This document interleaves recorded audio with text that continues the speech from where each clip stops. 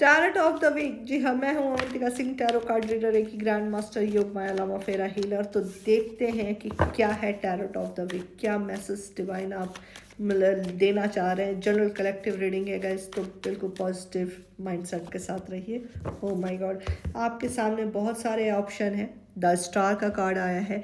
Situation बड़ी clear आपके सामने दिखा दी गई है। अब आपको अपने पे काम करना है, दिल की आवाज़ सुनना है, लेकिन बड़ी अवेयरनेस के साथ। क्वीन ऑफ वॉन्ड्स, देखो दिल और दिमाग यानी इमोशंस और लॉजिक का सही मिश्रण में जब समावेश होता है, यानी दोनों का एंगल बराबर होता है, तब एक विवेक जागृत होता है। विवेक इन द सेंस आपका एक इंटेंशन पावर हाई होता है और उसके बाद आप एक सही डिसीजन को लेने के काबिल बनते हैं।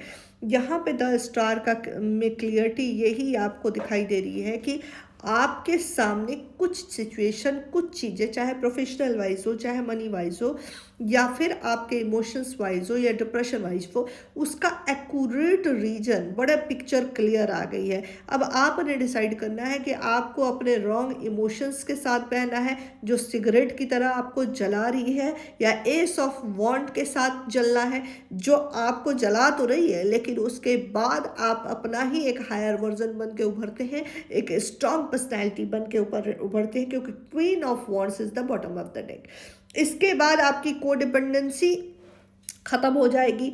आप उन रिश्तों से निकलना थोड़ा सा मुश्किल है, सिचुएशन से निकलना थोड़ा सा मुश्किल है, because of your wrong pattern and wrong emotions. ठीक है, एक क्या होता है ना, भावनाएं, जो इमोशंस आपके गलत अगर जुड़ गए तो वो आपको बर्न करेंगे सिगरेट की तरह। अपने इमोशंस को लेकर बड़ा क्लियर रहना है और बहुत कन्फ्यूज़न की कोई गुंजाइश नहीं होनी चाहिए। इनर सेल्फ से क्लियरिटी बहुत ज़रूरी है कि आप जिस भी सिचुएशन में डील कर रहे हैं, क्या वो आपके हायर गोल के लिए, हायर सेल्फ के लिए, हायर सिचुएशन के लिए सही है।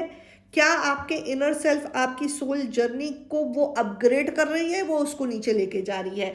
आपका अभी का उठाया हुआ कदम आगे के फ्यूचर में आपको इफेक्ट करता है। तो अभी अगर आप इस सिचुएशन, करंट सिचुएशन से बिल्कुल बाहर निकल जाइए, एक थर्ड पर्सन बन के उस सिचुएशन को एनालिसिस कीजिए और अपने इमोशंस को एनालिसिस कीजिए। फिर क्वीन ऑफ वॉन्ड्स यानी लॉजिक को एनालिसिस करते हुए एक जो इंट्यूशन और जो पहला थॉट आप पे आएगा, उसको अवेयरनेस की कंडीशन में देखने की ज़रूरत है, उसके बाद एक्शन लेने की ज़रूरत है। यही है टैरोट का क्लियर मैसेज आपके लिए। Claim this energy, like, share and save.